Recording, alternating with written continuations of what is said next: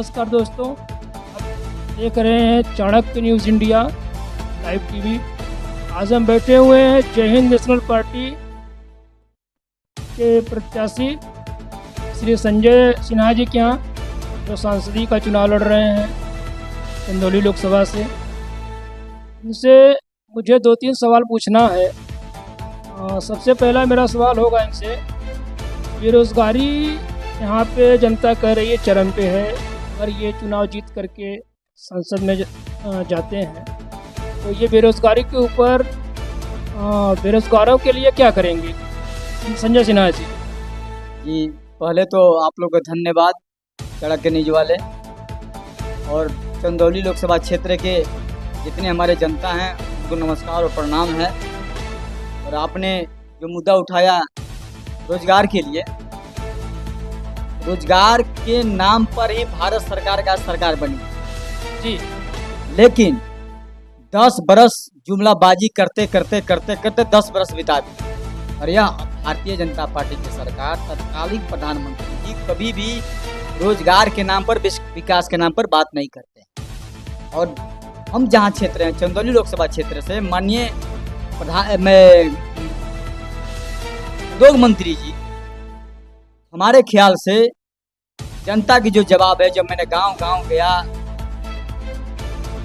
सर्वे किया, लोगों से मिला, भाई हमारी जो भारतीय जनता पार्टी की सरकार थी, उस सरकार में चंदौली में बहुत कुछ हुआ होगा। बगल में प्रधानमंत्री जी और उद्योग मंत्री हैं। जब मैंने गांव में गया तो अब आपको नहीं करना चाहिए मीडिया के माध्यम से या चैनल के माध्यम से, कि गांव के अक्सर लोग, चाहे वो किसी धर्म का हो, किसी जाति का हो, वो लोग गाली दे रहे हैं। इसको गाली दे रहे हैं सरकार को, कि उस सरकार को हम लोग बात मत करिए जो 10 बरस से जुमलेबाजी कर रही है। आज तक हमारे जितने भी हम बेरोजगार साथी हैं उनको भी किसी भी प्रकार का काम नहीं देने का सामने दिखाई दे रहा। कारण क्या है कि मैंने गांव में गया, भैया कितना पढ़े हैं आप? कोई लुंगी पहन के बैठा है, कोई खटिया पर बैठा है, कोई खेतों में बैठा है। जी, गांव वाले तो ऐसे ही रहते हैं ना, लुंगी ही पहन के रहेंगे, खटिया पे ही बैठे रहेंगे। जी जी, जो शिक्षित बच्चे हैं, कपड़े पे मैंने मत आई, उनकी मायूसी पाई। भाई क्यों आप मायूस बैठे हैं गांव के अंदर? क्या खेती है, सारा काम करिए, यहाँ से अपना रोजगार पैदा करिए। उनका क्या नाम है कि भैया मेरे पास आर्थिक कमजोर है,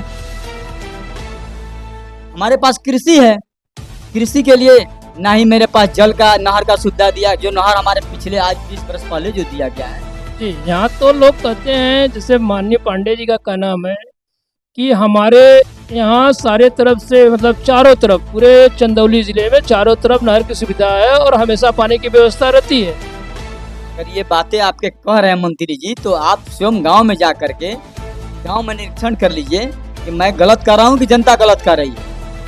नहीं, मेरे चैनल के माध्यम से ये पता चला है, और मेरे हम जो ब्यूरो रिपोर्टर हैं माननीय अनूप तिवारी जी, उन्होंने भी 1-2 मुद्दा उठाया था नहर का लेकर के। नहर की साफ सफाई तो अच्छी नहीं है, तो क्या आप अगर संसद में पहुंचते हैं तो यहाँ के जनता के लिए या यहाँ के किसानों के लिए पानी की व्यवस्था किस तरीके से करवाएंगे? मिश्रा जी, आपने अभी रोजगार के मुद्दा जो उठाया था, जब तक हमारा चंदौली लोकसभा क्षेत्र का किसान नहीं मजबूत होंगे तब तक यहाँ कोई रोजगार पैदा नहीं होगा। किसान कृषि के नाम पे, और जितने भी नहर हैं, जितने भी माइनर हैं, जितने भी तालाब हैं, सब भरे पड़े हुए, सब गंदगी पड़ी। उनको नए रूप से मैं विस्तार करा करके मॉडलाइज जो तरीके आज के आधुनिक युग में जो आवश्यकता है किसानों का, वो सुविधा मुहैया कराने का मैं काम करूँगा।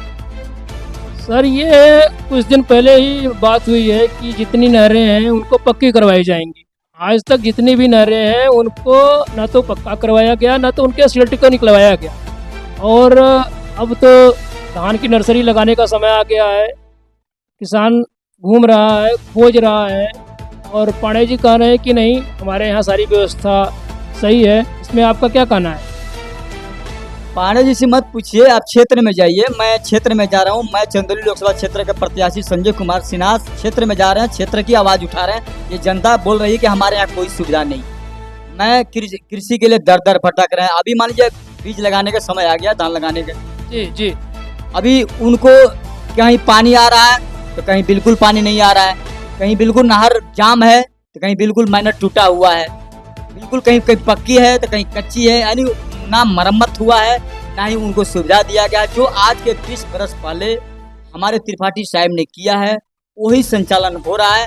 ये 10 बरस के अंदर जो भारतीय जनता पार्टी की सरकार है, ना ही राज्य सरकार ना ही केंद्र सरकार किसी भी कृषि में काम करने का कोई काम नहीं किया। एक मुद्दा बहुत बड़ा है आपके यहाँ, आप यहीं के रहने वाले हैं और यहाँ मुगल सराय में पंडित दीनदयाल उपाध्याय का नाम रख दिया गया, जबकि पंडित दीनदयाल जी को यहाँ कोई जानता नहीं था। यहाँ पे लाल बहादुर शास्त्री जी को ही सारे लोग जानते थे। तो अगर आप इस बार चुनाव जीत करके सांसद बन गए तो क्या इस पे कोई कार्यवाही करेंगे क्या? पहले भी मैं आप लोग को बता चुका हूँ, जब मैं यहाँ विधानसभा का नामांकन किया था, मेरा नामांकन रद्द कर दिया गया सरकार की तरफ से दबाव में। और आज भी मैं आपको बता रहा हूँ कि चंदौली के जनता मुझे जिताती है तब पर भी, नहीं भी जिताती है तब पर भी, अगर मैं जीत गया तो यह मुगल सराय का नाम जब उन्होंने दीनदयाल उपाध्याय कर दिया है, वह नाम या तो स्वर्गीय लाल बहादुर शास्त्री पूर्व प्रधानमंत्री जी के नाम से होगा या स्वर्गीय कमलानाथ त्रिपाठी साहब हमारे जो है उनके से नाम होगा। और मैं जब भी जाऊंगा तो अपनी मर्जी से नहीं, ये दोनों का नाम हमारी जनता फैसला करेगी, जनता की अदालत में जाएगा। वो जिनके नाम से बोलेंगे स्टेशन का नाम बदला जाएगा और शहर का नाम बदला जाएगा। पंडित कमलापति त्रिपाठी के नाम से या तो इसका नाम रखवाएंगे आप, या आप स्वर्गीय लाल बहादुर शास्त्री जी के नाम से इसका नाम रखवाएंगे। मतलब ये जनता को मंजूर नहीं है। जनता इनको पंडित दीनदयाल जी को नहीं जानती थी, ये भाजपा वाले अपने से ऐसा करवाए हैं, ये आपका कहना है क्या? मेरा नहीं कहना, ये जनता का है, नाम तो उन्होंने लाया है। हम आपसे आज निवेदन पूछता हूँ कि आप बताइए कि आज के नामांकन करने के पहले कोई जानता था क्या पंडित दीनदयाल उपाध्याय कौन थे? ये बात तो जनता भी कर रही कि भाई हम पंडित दीनदयाल उपाध्याय जी को नहीं जानते। हम लोग भी जगह जगह जाते हैं, इंटरव्यू लेते हैं लोगों से, तो दीनदयाल उपाध्याय जी का नाम तो नहीं आता, लाल बहादुर शास्त्री जी का नाम आता है, पंडित कमलापति त्रिपाठी जी का नाम आता है। ये दो मुद्दे हो गए। तीसरा मुद्दा ये एशिया का बहुत बड़ा यार्ड है। ये मुगल सराय एशिया का बहुत बड़ा यार्ड है। यहाँ पे हर जगह के लिए साधन है, हर तरफ के लिए ट्रेनें आती हैं। यहाँ पे जहर खुरानी के भी बहुत सारे केस आते हैं। आए दिन देखा जाता है कि किसी प्लेटफॉर्म पे, किसी आपके कोने में, किसी पेड़ के नीचे, किसी रेलवे लाइन के किनारे या किसी पोखरे की जगह पे कोई ना कोई हर रोज़ कोई ना कोई एक दुर्घटना घटती है। इसके लिए आप क्या करेंगे? दूसरा एक मुद्दा ये भी है कि आपके स्टेशन के पीछे एक तालाब है। उस तालाब पे इस समय जुआड़ियों का अड्डा बना हुआ है। रोज़ शाम को 8 बजे के बाद से वहाँ लोग जुआड़ी और शराबी बैठ जाते हैं। बेंच लगा दिए गए हैं, बैठ करके दारू पीते हैं, घूमते हैं। यहाँ RPF GRP का इससे कोई लेना देना नहीं। इस पे आप क्या कहेंगे? जो आपने एशिया का सबसे बड़ा यार्ड के नाम लिया मुगल सराय का, हम लोग मुगल सराय ही बोलते हैं, भले वो दीनदयाल उपाध्याय कर दिया है। हम लोग उसका नाम मुगल सराय था, है, भी रहेगा, इतना जल्दी मिटाया नहीं जा सकता उसको। तो एशिया का सबसे बड़ा यार्ड है, जनता भी जानती है, सरकार भी जानती है और सारे मीडिया भाई भी जानते हैं। उसके अनुसार हमारे मुगल सराय मंडल यानी दीनदयाल उपाध्याय में कोई काम नहीं किया जा रहा है। एशिया का सबसे बड़ा ये, अगर एशिया का सबसे बड़ा यार्ड होने के चलते सरकार का जो बजट है वो इसी यार्ड में सबसे ज़्यादा रेवेन्यू जाती है। इसी यार्ड मुगल सराय डिवीजन है दीनदयाल उपाध्याय से सबसे ज़्यादा बजट यहाँ से जाता है रेवेन्यू। रेल का जो बजट है सबसे ज़्यादा बजट इसी यार्ड से सबसे ज़्यादा रेवेन्यू अगर जाता है तो वो दीनदयाल उपाध्याय के लाइन से जाता है। कारण क्या है कि बंगाल, उड़ीसा, बिहार, झारखंड, ये 4 स्टेटों का सेंट्रलाइज जगह है मुगल सराय, और यही रूट है जो सेंट्रलाइज होकर जाना है। और इससे रेवेन्यू होने के मिलने के बाद स्थानीय लोगों तो बेरोजगार आप कर रहे हैं। अभी आपने बोला ना कि तालाब के किनारे फलाने जुआड़ी फलाने चिलाने करते हैं।